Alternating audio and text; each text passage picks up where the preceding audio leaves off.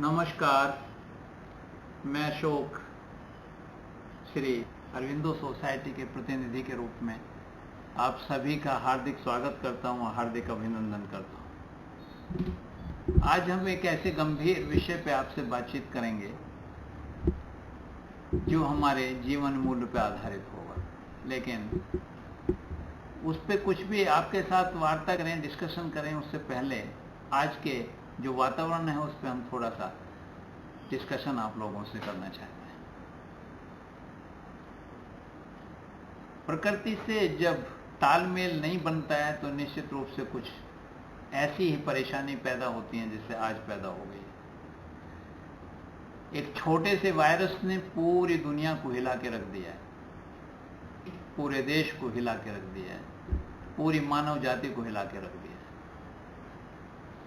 और जो बहुत असंतुलन बन गया था पूरे विश्व में प्रकृति और मनुष्य के बीच में, कहीं शायद वो वायरस उसे कायम करना चाहता है, वो संतुलन बनाना चाहता है। पूरे देश में आवागमन सब बंद हो गए हैं, पूरे विश्व की दिशा बदल गई है, दशा बदल गई है। ऐसे ही भारतवर्ष की दशा और दिशा बदल गई है।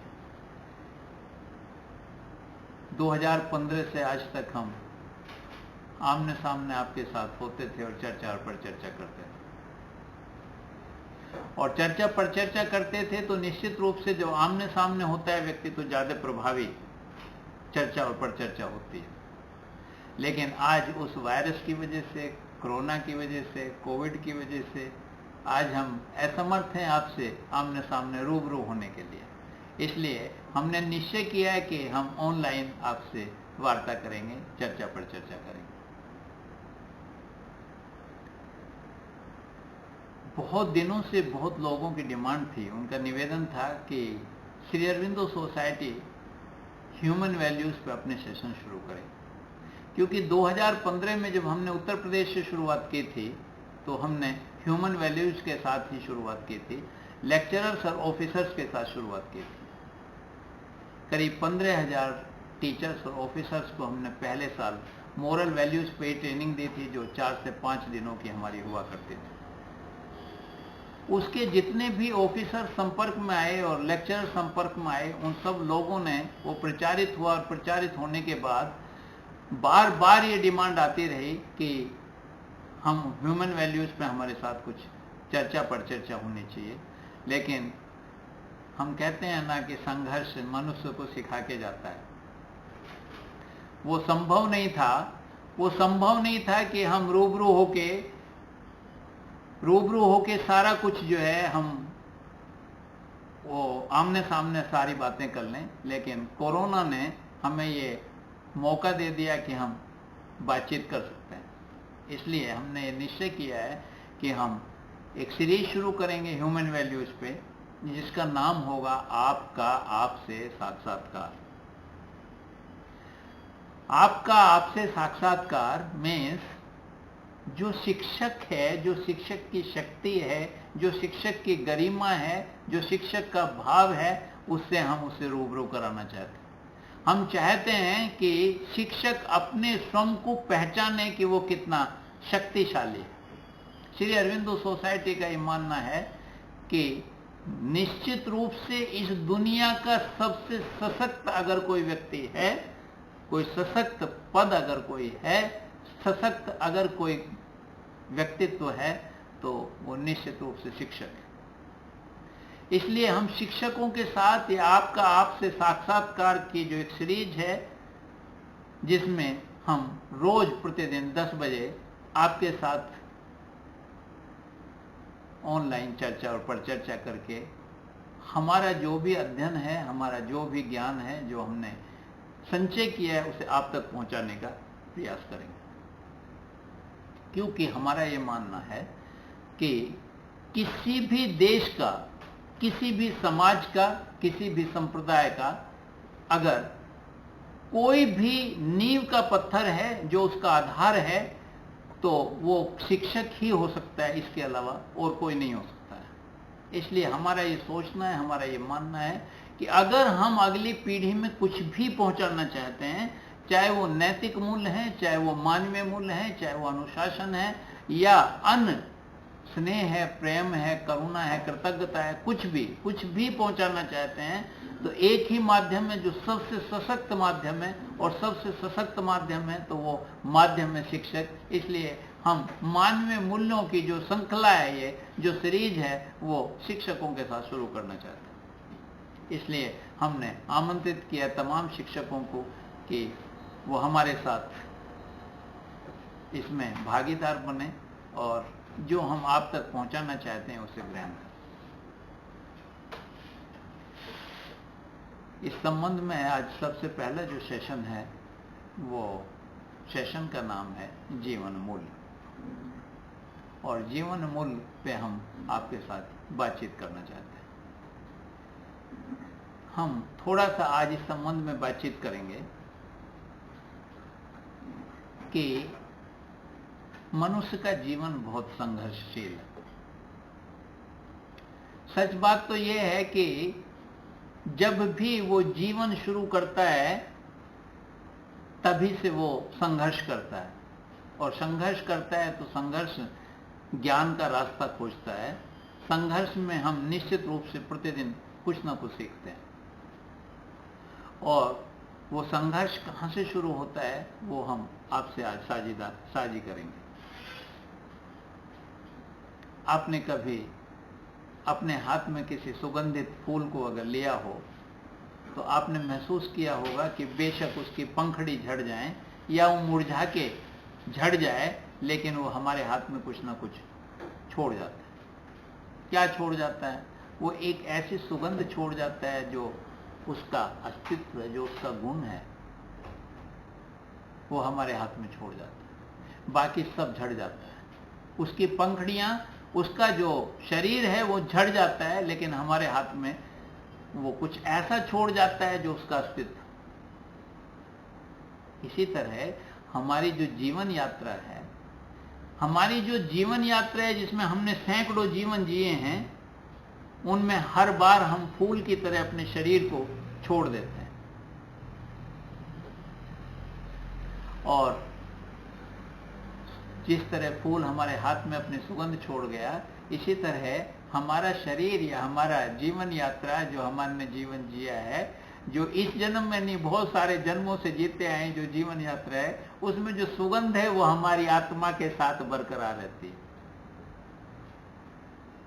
और वो सुगंध जब बरकरार रहती है तो शरीर छोड़ने के बाद हमारी आत्मा जब ब्रह्मांड में विचरण करती है स्वतंत्र रूप से, तो वो उस एसेंस के साथ, उस सुगंध के साथ विचरण करती है जो हमने पिछले जन्मों में कमाया, और अपने कर्मों के हिसाब से बहुत सारी चीजें जो अतृप्त रह गई थी। बहुत सारे लोग पूरे जीवन धन इकट्ठा करते हैं लेकिन उसे खर्च नहीं कर पाते, और मृत्यु द्वार पे आके खड़ी हो जाती है तो उन्हें सब धन छोड़ के जाना पड़ता है।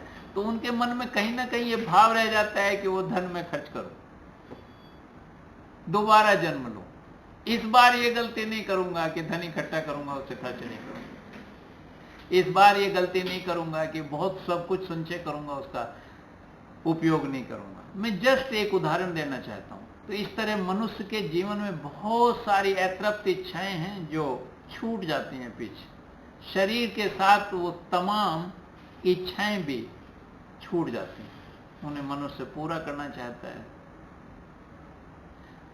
अब उसके साथ दो चीजें हैं, एक तो अतृप्त इच्छाएं हैं और दूसरा उसके साथ सुगंध है, उसका अस्तित्व है जो उसने पूरी जीवन यात्राओं में कमाया है। और एक दिन उसके मन में इच्छा प्रबल होती है कि मैं इन अतृप्त इच्छाओं को पूरा करूं, और जब ये इच्छा उसकी दृढ़ इच्छा में बदल जाती है, कन्वर्ट हो जाती है, इच्छा शक्ति में बदल जाती है, तो एक दिन निर्णय करता है कि मुझे दूसरा जन्म लेना चाहिए। और जैसे ये भाव प्रकट होता है कि मुझे दूसरा जन्म लेना चाहिए, वैसे ही वो अपने अनुसार माँ ढूंढनी शुरू करता है, पिता ढूंढना शुरू करता है, वो वातावरण ढूंढना शुरू करता है, क्योंकि आत्मा बहुत प्रबल है। हजारों किलोमीटर लाखों किलोमीटर एक दिन में तय कर सकती है, वो कहीं भी पहुंच सकती है, कुछ भी जान सकती है, इसलिए उसे ढूंढने में ज़्यादा दिक्कत नहीं होती, जल्दी ही वो ढूंढ लेती है। और जल्दी ही ढूंढ लेती है कि उसे किस माँ के गर्भ में प्रवेश करना है, किस पिता के वीर्यकण से उसे उत्पन्न होना है, किस वातावरण में उसे अपना अगला जीवन व्यतीत करना है। उसमें धर्म, जाति, वातावरण, बहुत सारी चीज़ों का एक मिश्रण बनके जो वातावरण बनता है, उस वातावरण को भी वो डिसाइड करता है। और जब डिसाइड कर लेता है तो फिर वो माँ के घर में प्रवेश करता है। और जैसे ही माँ के घर में प्रवेश करता है, वैसे ही सबसे पहला संदेश अपनी माँ को देता है कि मैं इसलिए आया हूं इस दुनिया में, मुझे मेरी ये अतृप्त इच्छाएं हैं, मेरी ये जिज्ञासाएं हैं, मेरा ये भाव है, मैं अपने जीवन को इस तरह व्यतीत करना चाहता हूं। माँ उसके संदेश को ग्रहण करती है, स्वीकार करती है, और माँ अपने को बदलना शुरू करती है। और प्रतिदिन जो भी वो अविश्वास व्यक्त करता है, जो भी जिज्ञासा व्यक्त करता है, जो भी प्रश्न करता है, माँ उसके अनुरूप अपने व्यवहार से उसे संतुष्ट करने का प्रयास करती है। इसलिए आपने देखा होगा कि कोई भी महिला जब प्रेग्नेंट होती है तो उसका स्वभाव बदल जाता है। कई बार बहुत गंभीर महिलाएं और बहुत गंभीर हो जाती हैं, और कई बार गंभीर महिलाएं बहुत उतावली हो जाती हैं। कई बार बहुत कलही महिलाएं बहुत शांतिपूर्ण हो जाती हैं, और शांतिपूर्ण महिलाएं कई बार कलही हो जाती हैं। तो उनके मूल रूप से उनका जो स्वभाव है उसमें बदलाव आता है, और वो बदलाव इसलिए आता है कि जो आत्मा उसके गर्भ में है वो क्वेश्चन कर रही है, विश्वास कर रही है, वो पूछ रही है कुछ, उसका जवाब माँ अपने व्यवहार से देती है। क्योंकि अभी संवाद तो स्थापित नहीं हुआ है, शब्दों का संवाद स्थापित नहीं हुआ है, इसलिए माँ उसके हर क्वेश्चन का जवाब अपने व्यवहार से देती है, इसलिए उसका व्यवहार बदल जाता है। यहां तक कि भोजन बदल जाता है। बच्चे ने डिमांड की कि आज मुझे खट्टा चाहिए, तो माँ खट्टा मांगती है, और उसे मीठा चाहिए तो माँ मीठा मांगती है। तो माँ कई बार खट्टा पसंद करती है तो कई बार मीठा पसंद करती है, कई बार तीखा पसंद करती है, यहां तक कि कई बार माँ मिट्टी खाने लगती है। बहुत सारे साइंटिस्ट, बहुत सारे डॉक्टर ये कह सकते हैं कि कैल्शियम की कमी है इसलिए माँ मिट्टी खा रही है, लेकिन कुछ मनोवैज्ञानिकों का कहना है कि जो अंदर आत्मा है वो मिट्टी की गंध चाहती है, इसलिए माँ मिट्टी खाती है, उसे गंध पहुंचाना चाहती है। इसलिए माँ का व्यवहार उसे बार बार विश्वास में, उसके अविश्वास को, उसके क्वेश्चन को आंसर में बदलती है अपने व्यवहार से। उसे ये एहसास कराती है कि तू जिस लिए भी आया है, मैं निश्चित रूप से तेरी सहायता करूंगी, तेरी बैसाखी बनूंगी, तेरे भावों का ख्याल रखूंगी, उनका सम्मान करूंगी, और तुझे संसार में जिस लिए आया है उसमें तेरा सहयोग करूंगी। और जब तक वो गर्भ से बाहर नहीं आता, माँ इस प्रक्रिया में बरकरार रहती है। और जब गर्भ से बाहर आता है तब भी जब तक वो भाषा नहीं बोलता, तब तक उसके अनकहे हर इशारे को माँ समझती है। वो जानती है कि मेरा बच्चा क्या चाहता है। उसके रोने के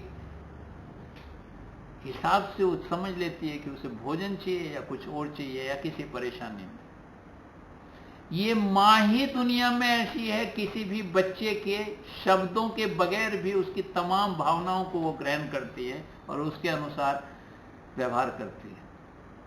इसलिए मेरा कम से कम ये कहना है कि दुनिया में अगर कोई नाता है तो केवल माँ का ही एक ऐसा रिश्ता है जो सत्यापित है, जो स्थापित है, जो ऑथेंटिक है, जो स्पर्श का रिश्ता है।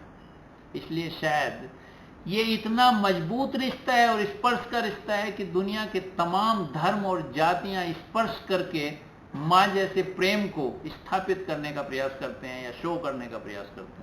इसलिए दुनिया के तमाम धर्मों में स्पर्श करके अपना स्नेह और सम्मान प्रकट करने की प्रथा है। और जब बच्चा भाषा जान जाता है, जब वो भाषा बोलने लगता है, तो एक दिन वो आता है कि माँ उसकी उंगली पकड़ के अपने साथ उस बच्चे को, जिसका अभी तक उसने पूरा ख्याल रखा था, उसकी भावनाओं का पूरा ख्याल रखा था, उसके हर क्वेश्चन का उसने अपने व्यवहार से जवाब दिया था, उस बच्चे की उंगली पकड़ के शिक्षक के पास पहुंच जाती और शिक्षक को सौंप देती है, और शिक्षक को ये कहते हुए सौंपती है कि आज तक मैंने जो विकास करने का प्रयत्न किया है इसका, आज तक जो मैंने कोशिश की है कि ये जो चाहता है, जिस लिए आया मैं उसमें सहायक बनूं, आज के बाद शिक्षक उसका सहायक बने। और यहाँ थोड़ा सा एक बात मैं अवश्य कहना चाहूँगा, वो ये कहना चाहूँगा कि शिक्षक और गुरु में एक विशेष अंतर है, और वो अंतर हमें समझ लेना चाहिए। और वो अंतर ये है कि कोई भी शिक्षक, उसके पास जो जानकारियाँ हैं, जो ज्ञान है, जो उसका अनुभव है, वो सब बच्चे में उतार देना चाहता है, बच्चे के अंदर आत्मसात करा देना चाहता है। लेकिन जो गुरु है वो आत्मसात नहीं करा देना चाहता, वो उस बच्चे में प्रवेश नहीं कराना चाहता अपनी जानकारी, अपने ज्ञान को, बल्कि बच्चे के अंदर जो विशेष है उसे बाहर निकालना चाहता है और उसे माली की तरह उसे डेवलप करना चाहता है। तो माँ जो उंगली पकड़ के शिक्षक के पास लेके गई थी, वो गुरु की आशा रखती है, वो शिक्षक की आशा नहीं रखती। वो चाहती है कि जिस शिक्षक के हाथ में मैं उंगली पकड़ा के आई हूं वो उसका गुरु बने, और उसके अंदर जो विशेष है वो बाहर निकल के आना चाहिए। और जैसे विद्यालय में प्रवेश करता है, बच्चा अपने को महसूस करता है कि अब वो बड़ा होने लगा है, तो धीरे धीरे वो अपने अस्तित्व के करीब जाता है, वो अपने को जानने का प्रयास करता है। सच बात तो यह है कि हम सारे जीवन पूरी दुनिया को जानने का प्रयास करते रहते हैं। हम सारे जीवन दूसरों के बारे में सोचते रहते हैं, दूसरे के बारे में हमें अगर बताने का मौका मिले तो हम 10 बात बता सकते हैं, 10 आलोचना कर सकते हैं, लेकिन स्वयं के बारे में जानने का प्रयास बहुत कम लोग करते हैं। इसीलिए शायद हमने अपने प्रोग्राम का नाम आपका आपसे साक्षात्कार रखा है। अर्थात बच्चा जब अपने को जानने का प्रयास करता है तो वो अपने अस्तित्व को पहचानने लगता है, वो अस्तित्व को जानने लगता है कि मेरे अंदर क्या विशेष है और मैं क्या कर सकता हूं, और फिर वो उस अस्तित्व को एक बीज के रूप में अंकुरित करने का प्रयास करता है, जिसमें शिक्षक भी उसकी सहायता करता है, अभिभावक भी उसकी सहायता करता है। और फिर वो बीज एक दिन जब अंकुरित हो जाता है तो एक वृक्ष का रूप धारण करता है, एक ऐसे वृक्ष का रूप धारण करता है जो सैकड़ों लोगों को छाया दे सकता है, जो सैकड़ों पक्षियों को आश्रय दे सकता है। अर्थात इस समाज, समष्टि और प्रकृति के लिए कुछ यूजफुल साबित हो सकता है, कुछ उपयोगी साबित हो सकता है। और ये इस बार की उसकी जीवन यात्रा शुरू हो जाती है। जैसे पिछली बहुत सारी जीवन यात्राएं उसने परिपूर्ण की हैं, इस बार उसने अपनी जीवन यात्रा भी शुरू कर दी है, और वो तमाम अतृप्त इच्छाएं जो पिछले जीवन में उसकी रह गई थी उन्हें तृप्त करने का प्रयास करता है, आगे बढ़ने का प्रयास करता है, अपने अस्तित्व को पहचानने की कोशिश करता है, उसे अंकुरित करके वृक्ष के रूप में धारण करने की कोशिश करता है। और जब ये सफर आगे बढ़ता है तो एक दिन वो आ जाता है, एक दिन वो आ जाता है जिस दिन उसे ये महसूस होने लगता है कि मेरी इस जीवन की जीवन यात्रा भी अब पूर्ण होने को है। बहुत सारे इंडिकेशन प्रकृति उसे देती है कि धीरे धीरे धीरे धीरे तो उस लक्ष्य की तरफ बढ़ रहा है जहां वो लक्ष्य तेरा पूरा होना है, अब लक्ष्य पूरे होने के करीब आ गया है। और एक दिन वो समर्पण भाव के साथ इस जीवन यात्रा को भी प्रकृति और समष्टि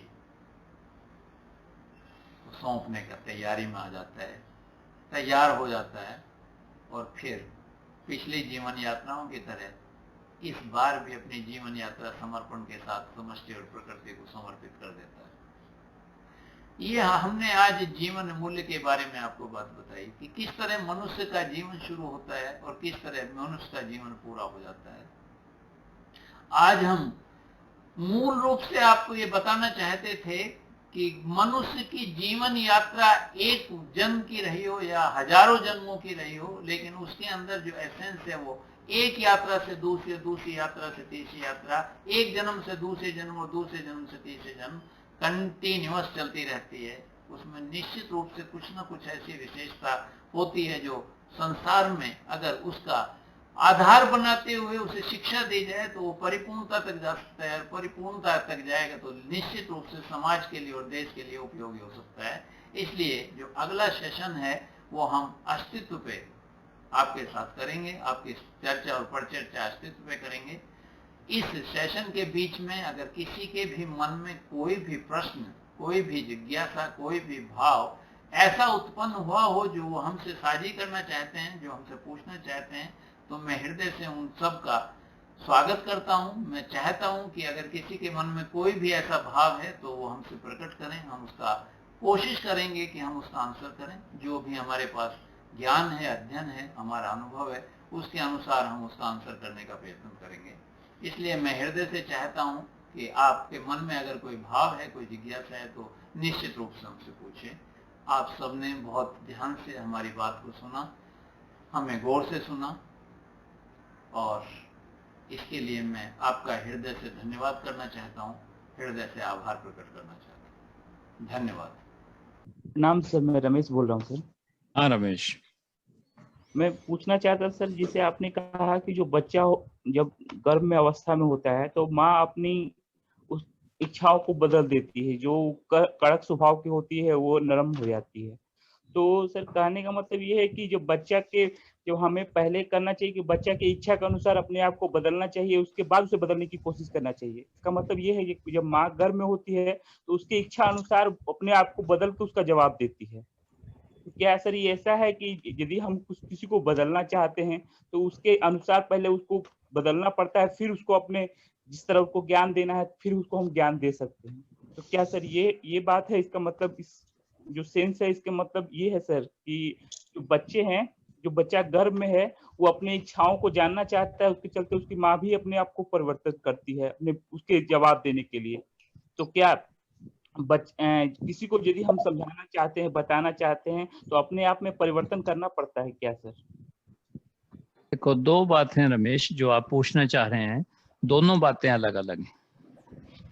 जब बच्चा भाषा समझता है, जब भाषा के साथ साथ वो वातावरण भी समझता है, व्यक्तित्व को भी समझता है, जो आप कह रहे हैं ना कि हम आदर्श कायम करें एक शिक्षक के रूप में, एक अभिभावक के रूप में, तो हम बच्चे को ज्यादा बेहतर बना सकते हैं, या बेहतर शिक्षा दे सकते हैं, या बेहतर राह पे ले जा सकते हैं। ये पूर्णतः सच है, इसमें कोई संदेह नहीं है। अगर हम चाहते हैं कि बच्चा नाइट में ब्रश करके सोए, अगर हम चाहते हैं कि सुबह उठ के बच्चा कूला करे और ब्रश करे, तो माँ बाप अगर स्वयं करते हैं तो उसे बच्चे को बहुत ज्यादा कहने की आवश्यकता नहीं है। लेकिन जिस संदर्भ में मैं बात कर रहा था, माँ के गर्भ में पलने वाले बच्चे की और माँ की, वो संदर्भ बिल्कुल अलग है। वो संदर्भ इसलिए अलग है कि उस आत्मा ने माँ को चुना है, उसने उस माँ की बहुत सारी विश्लेषण किया है, तभी उसका गर्भ स्वीकार किया है। इसलिए ऐसा नहीं होता कि कलही माँ शांति प्रिय हो जाती है और शांति प्रिय माँ कलही हो जाती है। शांति प्रिय माँ और ज्यादा शांति प्रिय हो सकती है अगर वो आत्मा जो है बहुत शांति प्रिय है, उसकी जो सुगंध है, अगर वो शांति है, शांति प्रिय है, कोई ऋषि आना चाहता है माँ के गर्भ में, तो निश्चित रूप से माँ और ज्यादा शांति प्रिय हो जाती है। ऐसा नहीं है कि उसका स्वभाव बदल जाता है, पर हाँ, जो मूल उसका स्वभाव है उसमें परिवर्तन आता है। मेरे कहने का अर्थ ये नहीं था कि वो परिवर्तन उल्टा हो जाता है कि कलही माँ शांति प्रिय हो जाती है और शांति प्रिय माँ कलही हो जाती है, ऐसा नहीं है। बल्कि उसके स्वभाव में जो परिवर्तन आता है वो उस आत्मा जो उसके गर्भ में पल रहा है, उसकी आशाएं, उसकी जिज्ञासाएं, उसकी इच्छाएं, उन सभी वो आश्वासन देती है कि जो जिस लिए तू आया है, जो तेरा उद्देश्य है लाइफ का, उसे मैं पूरा करने में सहायक बनूंगी। ये उसे विश्वास दिलाती है, उसे ये विश्वास दिलाती है कि अगर तू कुछ भी भावना लेके मेरे गर्भ में प्रवेश किया तेने, तो मैं तेरी सहायक बनूंगी, तेरी बसाखी बनूंगी, तेरी सहयोगी बनूंगी। इसलिए वो सब परिवर्तन करती है, क्योंकि उस बच्चे के पास भाषा नहीं है। उस बच्चे के पास जो भाषा है उसे केवल और केवल माँ ही समझ सकती है, क्योंकि वो माँ से आत्मसात है। वो इसलिए जो कभी कभी मैं कहता हूँ ना कि एक ही रिश्ता है, केवल दुनिया में एक ही रिश्ता है जो सम्मानित है, जो साइंटिफिक है, जो ऑथेंटिक है, कुछ भी कहें, वो माँ का ही रिश्ता है। क्योंकि माँ से वहां से उसकी शुरुआत होती है जहां वो भाषा भी नहीं जानता है। तो ये बात अलग है, वो बात अलग है। अगर किसी बच्चे को तुम बेहतर बनाना चाहते हो तो अपना आदर्श कायम करके, स्वयं प्रकटीकरण करके उसे आदर्श बना सकते हो। लेकिन यहाँ संवाद की बात हो रही है, यहाँ विश्वास की बात हो रही है, यहाँ उसके उस विशेष गुण और सुगंध की बात हो रही है जिसके कारण उसने उस माँ को ही चुना है। दूसरी माँ को क्यों नहीं चुना? उसने उसी पिता को चुना है, उसी वातावरण को चुना है। इसलिए चुना है कि वो ये सोच के आया है कि मुझे जो मेरी एसेंस था, जो मेरी सुगंध है, उसे मुझे और डेवलप करना है। और मेरी ये माँ, मेरा ये पिता, मेरा ये वातावरण, ये मेरा धर्म, ये मेरा देश, ये सब मुझे उसमें सहायक बनेगा मुझे डेवलप करने में। ये भावना के साथ हुआ है और उसकी भावना को पूरा करना हमारा फर्ज है। अगर हम उसकी भावना को पूरा नहीं कर पाएंगे तो उसे परिपूर्णता तक नहीं ले जा पाएंगे, और अगर उसे परिपूर्णता तक नहीं ले जा पाएंगे तो निश्चित रूप से उस समाज के लिए उतना योगदान नहीं कर पाएगा जितना योगदान कर सकता है। तो वो संवाद का मसला है, वो जिज्ञासाओं का मसला है, विश्वास का मसला है, वो अलग मसला है। इसलिए आपका जो क्वेश्चन था वो 2 भागों में मैंने डिवाइड किया। जो आप पूछना चाह रहे थे उसे भी मैंने बताया कि निश्चित रूप से ऐसा है, लेकिन यहाँ मसला दूसरा है। यहाँ हम सारा जो बात करना चाहते हैं, हम उसकी उस जीवन यात्रा से जो वो प्राप्त करके लाया विशेष, उस विशेष को जो वो पूरा करने के लिए दोबारा संसार में आया है, उसे पूरा करने में हम क्या सहायक बन सकती है माँ, पिता, गुरु, हमारा समाज, भाई बहन, वो सब उसे पूरा करने में अगर हम सहायक बनेंगे तो निश्चित रूप से वो बेहतर योगदान दे पाएगा देश के लिए। Thank you sir.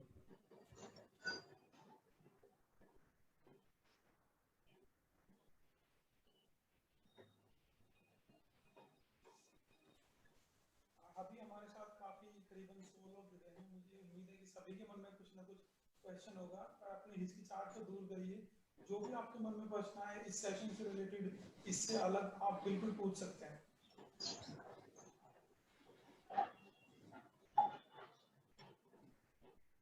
Hello hello.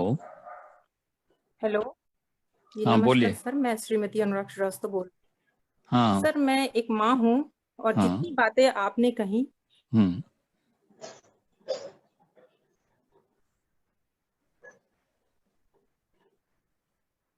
बोलिए, आपकी आवाज नहीं आ रही है मेरे तक।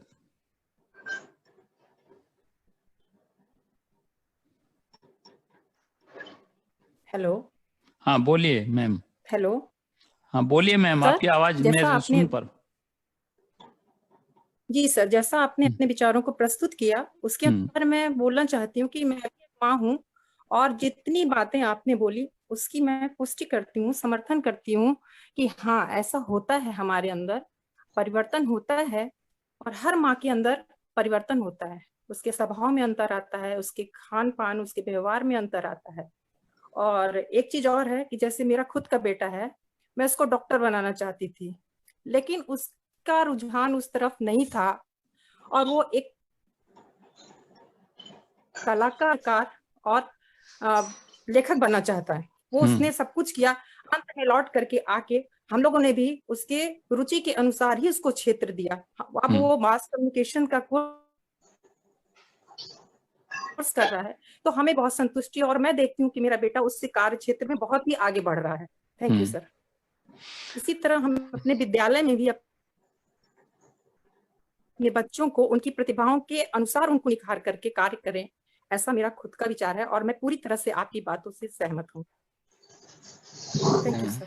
मैम, आप जैसे सौभाग्यशाली और आप जैसे बुद्धिमान लोग दुनिया में बहुत कम हैं। वास्तविकता क्या है समाज की? वास्तविकता यह है कि वह मनुष्य अपने बच्चे को सफल देखना चाहता है और सफल की उसकी अपनी परिभाषा है।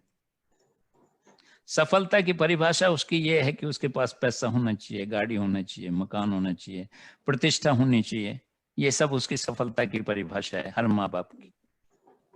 और इसी सफलता की परिभाषा को आधार बनाते हुए माँ बाप अपने बच्चे का निर्माण करना चाहते हैं। जैसे आप भी चाहते थे कि मेरा बच्चा इंजीनियर बने, शायद इंजीनियर इसलिए बनाना चाहते थे कि उसमें पैसा ज्यादा है, प्रतिष्ठा ज्यादा है। ये तमाम चीजों से ऊपर उठ के आपने अपने बच्चे को एक कलाकार बनाने का निर्णय किया, उसका सहयोग किया। आप जैसे अच्छे माँ बाप दुनिया में बहुत कम है। अन्यथा तो पूरे माँ बाप जो है प्रतिस्पर्धा के चक्कर में अपने बच्चे का जो मूल गुण है, जो उसका विशेष गुण है, जिसके लिए वो आया है, जिसे डेवलप करना चाहता है, उसे गौण कर देते हैं, उसे भूल जाते हैं, उसका सहयोग नहीं करते। तो अगर आप शिक्षिका हैं तो मैं ये उम्मीद रखता हूं निश्चित रूप से कि जो आपने अपने स्वयं के बच्चे के साथ न्याय किया है, वो ही न्याय आप निश्चित रूप से अपने सारे स्टूडेंट्स के साथ करेंगे। आसान काम नहीं है, लेकिन आप एक उत्प्रेरक का, एक कैटलिस्ट का काम कर सकते हैं मैम। उस बच्चे को उत्प्रेरक का काम करके उसे ये बता सकती हैं कि तेरे अंदर ये गुण है और इसे तू डेवलप करेगा तो एक बेहतर आदमी बनेगा। जी सर, मैं विद्यालय में पढ़ाती हूँ तो मैं बच्चों को उनके प्रतिभा के अनुसार ही बताती हूँ और उनको प्रेरित करती हूँ। तो बच्चे बताते हैं कि मैम मैं सैनिक बनूंगा, मैम मैं शिक्षिका बनूंगी, पर बच्चे अपने आप को स्वयं को प्रस्तुत करते हैं। ऐसे में एक बात और है मैम, महत्वपूर्ण बात जो मैं आपसे करना चाहता हूँ कि बच्चे की एक उम्र होती है 9-10 साल 15 साल तक, वो बहुत जल्दी प्रभावित होता है चीजों से। वो जो कुछ देखता है उसके प्रति आकर्षित होता है। अगर वो किसी सैनिक को देखता है सुंदर ड्रेस में कैप लगाए हुए, उसके बहादुरता के कारनामे पढ़ता है, तो उसे लगता है मुझे सैनिक बनना चाहिए। उसे लगता है कि एक नेता इन सब पे राज करता है तो उसके मन में भाव आता है मुझे नेता बनना चाहिए। कई बार उसका मन करता है कि मुझे साइंटिस्ट बनना चाहिए, क्योंकि वो ऐसी खोजें करते हैं जिससे पूरी दुनिया में तहलका मच जाता है। तो बच्चा बहुत जल्दी आकर्षित होता है चीजों से। लेकिन शिक्षक केवल और केवल शिक्षक एक ऐसा व्यक्ति है जो उसकी उन भावनाओं की कद्र करते हुए भी उसे ये बता दे कि विशेषता तेरे अंदर ये है, और अगर तू ये बनेगा तो उन अन्य जिनसे तू आकर्षित है उनसे बेहतर बन सकता है। जैसे कहीं मैं पढ़ रहा था, बड़े आनंद की बात है जो आपसे मैं शेयर करना चाहता हूँ। जितने बच्चे साइंस साइड लेते हैं या उन्हें साइंस साइड दिलवा दी जाती है, वो इंजीनियर बनते हैं, साइंटिस्ट बनते हैं। लेकिन जिन बच्चों को कॉमर्स दिलवाई जाती है और दी जाती है, वो सीए बनते हैं, अकाउंटेंट बनते हैं। जिन बच्चों को आर्ट साइड दिलवाई जाती है, वो बच्चे आईएएस पीसीएस बनते हैं। सबकी बात नहीं कर रहा मैं, जनरली की बात करता हूं। और जो बच्चे कुछ भी नहीं लेते, सब लेते हैं, क्लास की सबसे पिछली लाइन में बैठते हैं जी, शिक्षक को सबसे ज्यादा तंग करते हैं, वो नेता बनते हैं और इन सब पे राज करते हैं, जो मैंने पहले बताया। ये वास्तविकता है या नहीं है? और ये वास्तविकता शिक्षक उसे बता सकता है कि तू नेता बनने लायक है, साइंटिस्ट बनने लायक है, सीए बनने लायक है। लेकिन दुर्भाग्य इस देश का और समाज का ये है कि हम निर्धारित करते हैं कि मुझे अपने बच्चे को इंजीनियर बनाना है, उसे सीए बनाना है, और नेता तो डिसाइड करता ही है कि उसे नेता बनाना है, क्योंकि वो जानता है कि तू भी पढ़ने लिखने में कमजोर था, बहुत जगह अयोग्य था, एक जगह योग्यता अपनी साबित कर सकता है, वो नेतागिरी में कर सकता है। ऐसा नहीं कह रहा मैं कि नेता अयोग्य, लेकिन मैं ये कह रहा हूं कि दूसरे जो बहुत सारे सब्जेक्ट जो कठिन हैं, जिनमें मेहनत करने की आवश्यकता है, वो नहीं चला सकते हैं। वो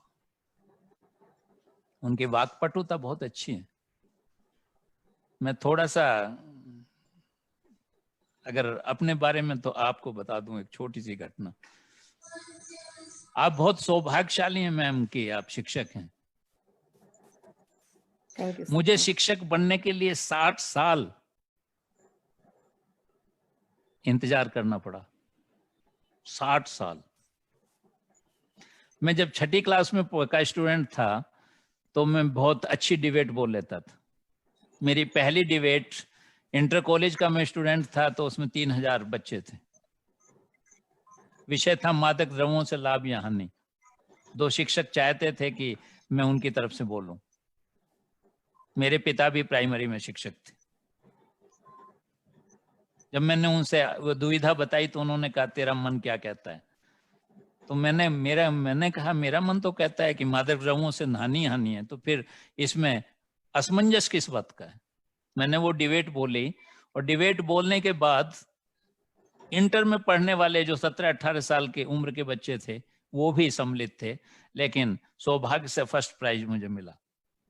और मैंने उस दिन ये निश्चय किया कि मुझे शिक्षक बनना चाहिए, लेकिन बहुत सारी परिस्थितियां ऐसी थीं कि जो शिक्षक नहीं बनने दिया।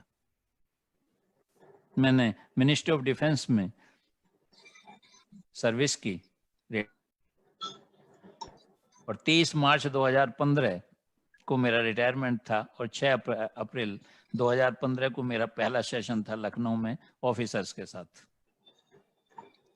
तो अगर ये सौभाग्य मुझे 25 साल में मिल जाता तो शायद मैं और बहुत बेहतर शिक्षक हो सकता था, लेकिन परिस्थितियां और बहुत सारी चीजें थी जो सपोर्ट नहीं मिला और नहीं बन पाया। लेकिन मैंने अपने एसेंस को, अपनी सुगंध को छोड़ा नहीं,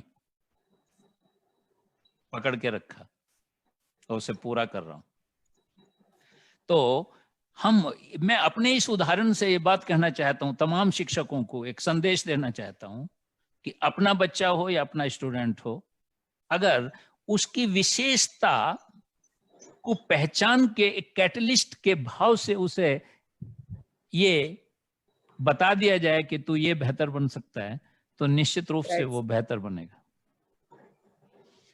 इसलिए मैं आपके इस कथन से सारे शिक्षकों को ये संदेश देना चाहता हूं कि मैम की तरह आपको भी अपने बच्चे और अपने स्टूडेंट्स के साथ ऐसा ही न्याय करना चाहिए। सर सादर प्रणाम। हेलो, खुश रहो, बोलिए। हाँ, मेरे विद्यालय में कुछ बच्चे हैं, उनको कुछ विषय में बिल्कुल रुचि नहीं है, लेकिन कुछ विषय उन्हें बहुत पसंद है। तो उनके लिए मैं समय अलग से देती हूँ, प्लस उनका ध्यान भी रखती हूँ कि जिस विषय में उनकी रुचि है मतलब उन्हीं के अनुकूल मैं पढ़ाती हूँ, शिक्षण करवाती हूँ। लेकिन जैसे कला में उन्हें बहुत रुचि है और सब्जेक्ट में बिल्कुल रुचि नहीं है, तो इसके लिए मैं हर एक सब्जेक्ट के आधारित चित्र बना के उसे मैं समझाने का प्रयास करती हूँ, और चित्र भी बहुत अच्छा बनाते हैं बच्चे, तो मैं इसका बहुत ध्यान रखती हूँ सर अपने विद्यालय में। Very good ma'am. मैम एक बात मैं आपको कहना चाहता हूँ, 2 शब्द हैं, सफल और सुफल। जी जी। जो सफल की डेफिनेशन तो मैं अभी दे रहा था कि लोग सफल किसे समझते हैं। जी जी। लेकिन सुफल जीवन बहुत कम लोग जीते हैं, लेकिन वो बहुत बेहतर जीवन जीते हैं।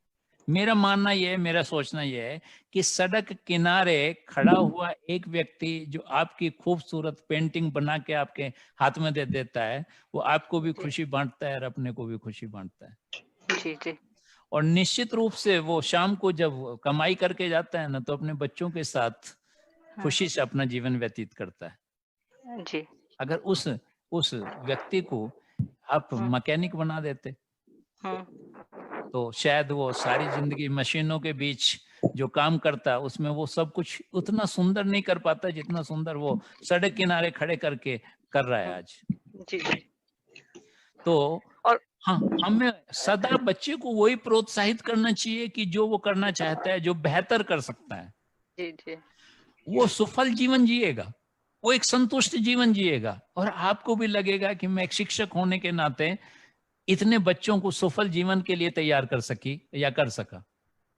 इससे बड़ा किसी भी शिक्षक के लिए और कुछ बेहतर नहीं है जीवन में। शिक्षक के लिए सबसे ज्यादा बेहतर यह है कि वो अपने स्टूडेंट्स को वो दे सके जो स्टूडेंट में है। इसीलिए मैंने गुरु और शिक्षक की परिभाषा में एक अंतर बताई थी। शिक्षक अपना थोपता है, अभिभावक भी अपना थोपते हैं, समाज अपना थोपता है, लेकिन गुरु अपना नहीं थोपता। गुरु उसके अंदर का निकाल के उसे बताता है तेरे अंदर ये है, अपना नहीं थोपता, उसके अंदर का निकाल के बताता। जी तो हम आप शिक्षकों से ये उम्मीद रखते हैं, श्री अरविंदो सोसाइटी बहुत हृदय से ये प्रोग्राम, और श्री अरविंदो सोसाइटी के बहुत सारे प्रोग्राम हैं जिनमें सबसे महत्वपूर्ण प्रोग्राम ये है जो मैंने स्वयं अपने हाथ में लिया है कि मैं प्रतिदिन आधा घंटा आप लोगों से बात करूंगा, कंटिन्यूअस करूंगा, और मैं कोशिश करूंगा कि जो भी हमारे पास है वो सब आप तक पहुंचे, क्योंकि किसी शिक्षक का सबसे महत्वपूर्ण योगदान यही है कि जो उसके पास से वो सब बांट के जाए, कुछ भी लेके नहीं जाए, अन्यथा तो उसे बांटने के लिए फिर आना पड़ेगा, फिर आना पड़ेगा, फिर आना पड़ेगा, और वो कोई भी व्यक्ति नहीं चाहता। आदमी चाहता है ऐसा आवागमन से छुट्टी मिल जाए, वो शिक्षक को तो मिल सकती है, अगर वो संपूर्ण बांट के चला जाएगा तो फिर दोबारा उसे आने की आवश्यकता नहीं है। इसलिए हम इस सेशन के माध्यम से हमारे पास जो भी हमने इकट्ठा किया है, जो आत्मसात किया है, जो अनुभव है हमारा जीवन का, वो सब आप तक पहुंचाना चाहते हैं। आपसे इस उम्मीद के साथ पहुंचाना चाहते हैं कि अगली जो पीढ़ी है जिसका आप निर्माण कर रहे हैं, वो पीढ़ी ऐसी पीढ़ी बने कि जिसके अंदर जो है वो परिपक्वता, परिपूर्णता तक पहुंचे। हेलो, हाँ हेलो। नमस्कार सर। हाँ नमस्कार। हाँ सर, हम एक शिक्षक के नाते अपने बच्चों की रुचियां, उनमें जो एबिलिटी है वो हम देखते हैं, पर कभी कभी उनके पेरेंट्स उन चीजों की ओर ध्यान नहीं दे पाते। तो सबसे पहले हमको एक शिक्षक होने के नाते उनके पेरेंट्स को समझाना पड़ेगा कि आपके बच्चे में क्या एबिलिटी है, और उनको कभी कभी मनाना बहुत मुश्किल भी होता है, क्योंकि आज की दुनिया में भाग दौड़ में प्राय लोग इंजीनियर, डॉक्टर, इस बच्चों को बनाने के उधर ध्यान देते हैं ज्यादा, और बच्चे की एबिलिटी की ओर वो नजरअंदाज कर देते हैं। तो मेरे ख्याल से सबसे पहले हम लोगों को उनके मतलब माँ पिताजी को उनको समझाना जरूरी है कि आपके बच्चे में जो एबिलिटी है आप उस ओर ध्यान दीजिए, और उनको प्रयास हमको ये भी बहुत जरूरी है कि उनको हम बनाएं, और बच्चों को आगे बढ़ाने के लिए उनका साथ जरूरी है सर। मैम, हम आपकी द्विधा और समस्या को जो है बिल्कुल स्वीकार करते हैं। इसलिए हमने निश्चय किया है कि हम शिक्षकों को जो हम सेशन कर रहे हैं उसके साथ अभिभावकों का भी हम एक सेशन करने जा रहे हैं कि अभिभावकों को शिक्षा के प्रति कैसे आकर्षित करें, वो बच्चे को कैसे समझें, शिक्षक को कैसे सहयोग करें। इन तमाम चीजों पे हम अभिभावकों के साथ भी चर्चा और परिचर्चा का अपना एक सेशन शुरू करने जा रहे हैं, जो इसी तरह लाइव सेशन होगा, और उनमें हम पेरेंट्स को हम मोटिवेट करेंगे अपने ट्रेनर्स के साथ, आप शिक्षकों के द्वारा, ऑफिसर्स के द्वारा, कि शिक्षक जो अभिभावक हैं वो हमारे उस सेशन में आए, और निश्चित रूप से जो हमारा सेशन होगा उन्हें वो मोटिवेट करेगा ताकि वो आपकी भावनाओं को समझते हुए आपको सहयोग कर सके।